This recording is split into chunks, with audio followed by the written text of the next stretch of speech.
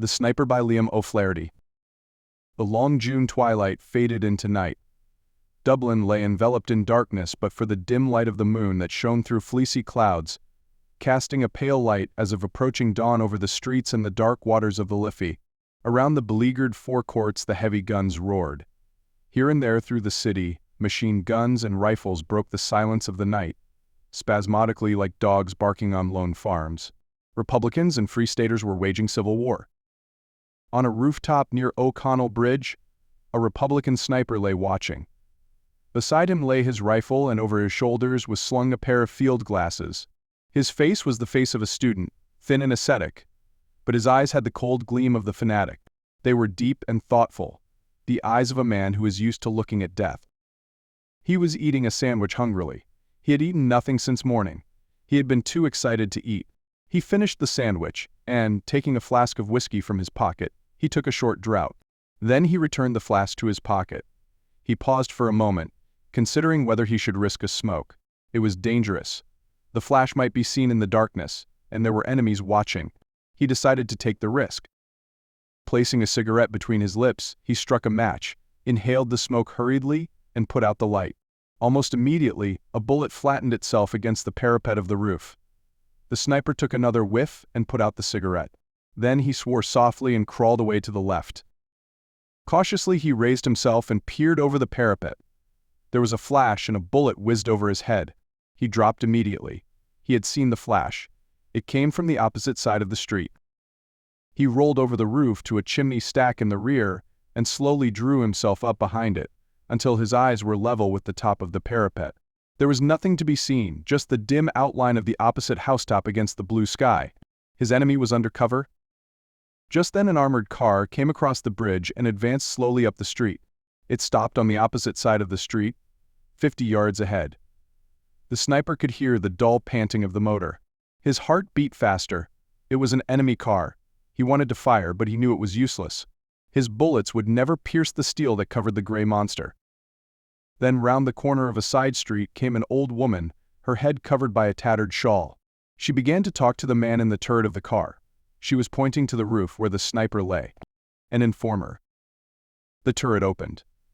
A man's head and shoulders appeared, looking toward the sniper. The sniper raised his rifle and fired. The head fell heavily on the turret wall. The woman darted toward the side street. The sniper fired again. The woman whirled round and fell with a shriek into the gutter. Suddenly from the opposite roof a shot rang out and the sniper dropped his rifle with a curse. The rifle clattered to the roof. The sniper thought the noise would wake the dead. He stooped to pick the rifle up. He couldn't lift it. His forearm was dead. "I'm hit," he muttered. Dropping flat onto the roof, he crawled back to the parapet. With his left hand he felt the injured right forearm. The blood was oozing through the sleeve of his coat. There was no pain, just a deadened sensation, as if the arm had been cut off. Quickly he drew his knife from his pocket, opened it on the breastwork of the parapet, and ripped open the sleeve. There was a small hole where the bullet had entered. On the other side there was no hole. The bullet had lodged in the bone. It must have fractured it. He bent the arm below the wound. The arm bent back easily. He ground his teeth to overcome the pain. Then taking out his field dressing, he ripped open the packet with his knife. He broke the neck of the iodine bottle and let the bitter fluid drip into the wound.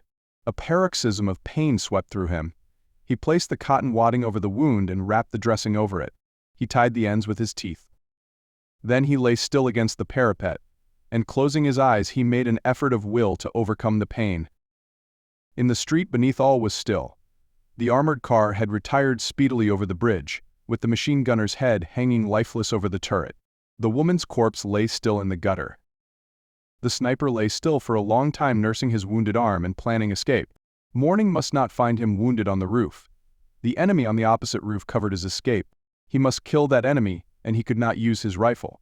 He had only a revolver to do it. Then he thought of a plan. Taking off his cap, he placed it over the muzzle of his rifle.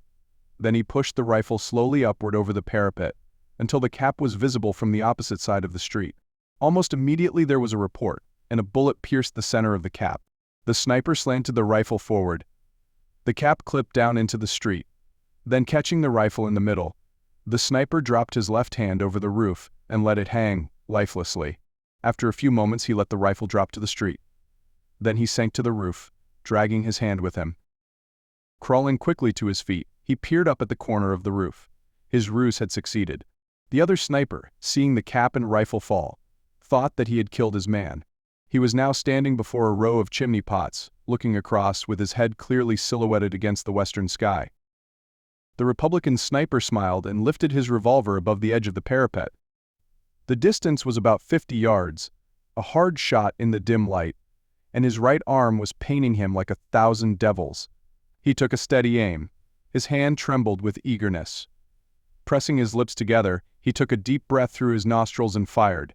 He was almost deafened with the report, and his arm shook with the recoil. Then, when the smoke cleared, he peered across and uttered a cry of joy. His enemy had been hit. He was reeling over the parapet in his death agony. He struggled to keep his feet, but he was slowly falling forward, as if in a dream. The rifle fell from his grasp, hit the parapet, fell over, bounded off the pole of a barber's shop beneath, and then clattered on the pavement. Then the dying man on the roof crumpled up and fell forward. The body turned over and over in space and hit the ground with a dull thud. Then it lay still. The sniper looked at his enemy falling and he shuddered. The lust of battle died in him. He became bitten by remorse. The sweat stood out in beads on his forehead. Weakened by his wound in the long summer day of fasting and watching on the roof, he revolted from the sight of the shattered mass of his dead enemy. His teeth chattered, he began to gibber to himself, cursing the war, cursing himself, cursing everybody. He looked at the smoking revolver in his hand, and with an oath he hurled it to the roof at his feet. The revolver went off with a concussion and the bullet whizzed past the sniper's head.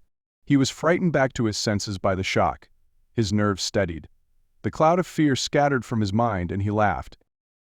Taking the whiskey flask from his pocket, he emptied it a draught. He felt reckless under the influence of the spirit. He decided to leave the roof now and look for his company commander to report. Everywhere around was quiet. There was not much danger in going through the streets. He picked up his revolver and put it in his pocket. Then he crawled down through the skylight to the house underneath. When the sniper reached the laneway on the street level, he felt a sudden curiosity as to the identity of the enemy sniper whom he had killed. He decided that he was a good shot, whoever he was. He wondered, did he know him? Perhaps he had been in his own company before the split in the army. He decided to risk going over to have a look at him. He peered around the corner into O'Connell Street. In the upper part of the street there was heavy firing, but around here all was quiet. The sniper darted across the street. A machine gun tore up the ground around him with a hail of bullets, but he escaped. He threw himself face downward beside the corpse. The machine gun stopped. Then the sniper turned over the dead body and looked into his brother's face.